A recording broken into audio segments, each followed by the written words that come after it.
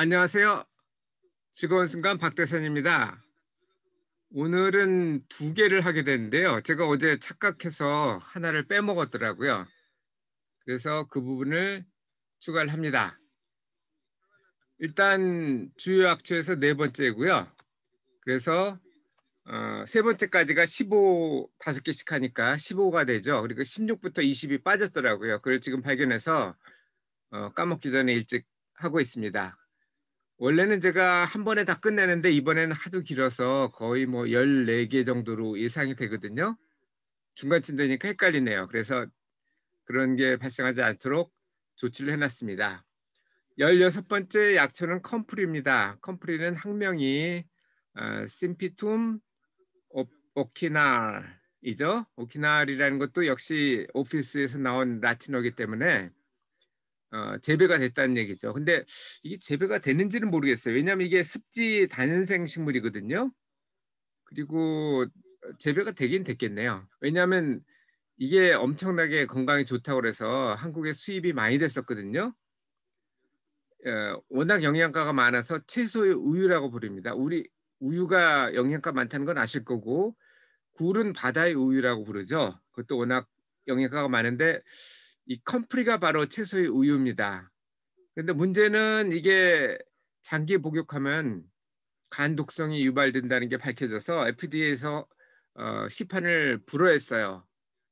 한국에서도 수입을 이제 불허했고요. 그래서 컴프리는 장기 복용은 하시면 안 됩니다. 뭐 복용 이거를 재배할 필요도 없을 것 같고요. 만약 있다면 뭐 단기적으로 피부염이나 종양, 악창 뭐 이런 데 도움이 된다 그러니까 뭐 우려서 음용을 할 수는 있지만 주의하십시오. 그런 부분을. 17번째는 오입니다. 커컨버그예요. 영어로는. 학명은 쿠크미스 사티부스. 사티부스도 재배한다는 뜻이죠. 이 코쿤버가 작은 것도 있고 큰 것도 있는데 큰 거가 영양가가 약효가 있습니다. 이거는 박과의 일년생 생물이고요. 잘 아시겠지만 덩굴이라서 높이는 따로 하지 않았습니다. 인도에서 원산이긴 한데 전 세계에 다 퍼져서 로마 황제 같은 경우는 거의 매일 식탁에 놓으라고 하기도 했고요. 이게 재배를 해보신 분은 아시겠습니다만 저는 재배는 안 해봤고 해보려고 조사는 했거든요. 물을 엄청나게 먹어요. 그러니까 물을 빨아들이는 효과가 커서 화상이나 염증 같은 데 좋고요. 또 물을 빨아들이는 효과가 크기 때문에 오줌 관련되는 것도 좋습니다. 이뇨나 방광 뭐 이런 변비도 그것하고 좀 관련이 되죠. 이거는 좋은 게 녹색이 좋은 게 아니고 녹색에서 이제 갈변되기 시작한 게 익은 거거든요. 그 열매를 주스로 뭐 만들어서 복용하면 된다고 그러는데 주스로 해도 좋고 저 같은 경우 그냥 날로 먹습니다. 18번째가 이제 서양 민들레인데요. 영어로는 단델라이언. 이 라이온처럼 사자처럼 이파리가 생겼죠. 그래서 단델리온이라고 합니다. 학명은 타락쿰 오키날 이것도 재배 뜻이 있네요. 이거는 민들레 속의 다년생 식물이고 유럽 원산입니다. 이거는 워낙 다년생 식물이고 이게 이 우산처럼 민들레 씨가 날리잖아요. 그래서 한 3, 400m씩 주위에 퍼집니다. 그래서 유럽이나 미국 이런 데서는 캐나다도 그렇고요. 잡초를 봅니다. 근데 사실 잡초라는 게 소위 말하는 unwanted weed거든요. 원하지 않는다는 건데 이거 사실 상당히 좋은 풀이에요. 우리가 민들레로 김치도 담가 먹고요. 샐러드도 해 먹고 그리고 그 차로 해서 먹거나 아니면 뿌리 같은 경우는 커피, 카페인이 없는 커피 대용으로도 많이 씁니다. 그래서 상당히 좋은 식물이에요. 민들레 속의 다년생 식물이고요. 해독, 이뇨, 위, 강정, 해열 뭐 많이 좋습니다. 그래서 이거는 옆에 있으면은 많이 따다가 왜냐하면 잡초라고 그러니까 따가는 거 뭐라고 그럴 사람 없을 거예요. 드시면 됩니다. 뭐 민들레 차로 드셔도 되고요. 아니면 차갑게 해서 추출을 해서 하셔도 되고 저 같은 경우는 김치로 담근 적도 있습니다. 그런데 여기서 주의하실 거는 꽃 피기 전에는 전체 플랜트를 다 하셔도 되는데 다 드셔도 돼요. 뿌리부터 해서 이파리, 줄기까지 다 해도 되는데 꽃이 핀 후에는 잎만 사용하셔야 되고요. 뿌리도 가능하겠죠. 그리고 가을에는 당연히 잎이 맛이 같기 때문에 뿌리만 쓰시면 됩니다. 그리고 19번째는 딜입니다. 딜은 여러분 아마 그 피클의 딜이 동그랗게 이 구슬처럼 아주 작은 은단 정도의 크기죠. 그렇게 되어 있는 게 보셨을 거예요. 이 열매가 몸에 도움이 되고요.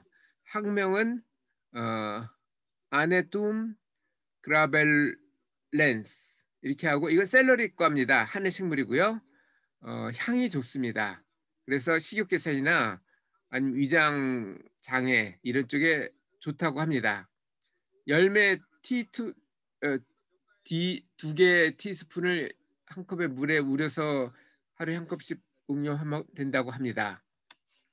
마지막으로 20번째는 무화과인데요. 이거는 영어로는 fig tree고 학명은 ficus 카리카. 이런데 무화과는 말 그대로 그 꽃이 없는 과일이라는 건데 사실은 이게 내부에서 핍니다. 그러니까 꽃이 없는 게 아니고 꽃이 안 보인다고 보시면 될 것 같고요. 뽕나무과의 화력수라서 3m까지 자랍니다. 지중해 원산이고요. 이거는 여자한테 좋습니다. 빈혈이나 부인병, 피부에 효과가 있고 열매를 달여서 먹어도 되고 반으로 잘라서 먹어도 되는데 저는 반으로 잘라 먹는 걸 좋아합니다. 여기 보시면 아시겠지만 그 오이 그리고 민들레 저는 오이하고 민들레에 대해서 많이 배웠습니다. 민들레가 좋다는 것 하지만 꽃이 피면은 잎만 혹은 뿌리만 해야 된다는 것 그래서 봄에 꽃 피기 전에 캐다가 샐러드나 김치로 만들어 드시면 좋을 것 같습니다. 그리고 오이 같은 경우도 참 좋은데요. 저는 올해 오이를 심으려고 심었죠, 사실. 근데 그 뭐죠? 오이 씨가 좀 너무 저하고 안 맞아가지고 노지 오벨 사다가 추출을 했습니다. 그래서 심은 지 지금 한 열흘 됐는데 아직 싹이 안 나요. 그러면 뭐 할 수 없죠. 사서라도 심어야 되겠는데 이게 또 성골식물이다 보니까 이 지지대를 해줘야 돼요. 그래서 내부에서는 못 심고 외부에서 심을 생각입니다. 여러분 어떠신가요?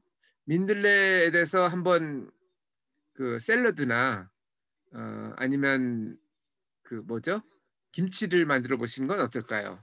민들레가 원래 그 샐러드용으로 외국 선교사가 들여왔대요. 그래서 여기는 서양 민들레라고 돼 있는데 한국 민들레라고 뭐 특히 다를 것 같지는 않습니다. 물론 뭐 지역이 다르니까 조금 성분이 다를 수는 있겠지만 큰 차이는 없을 거라고 봅니다.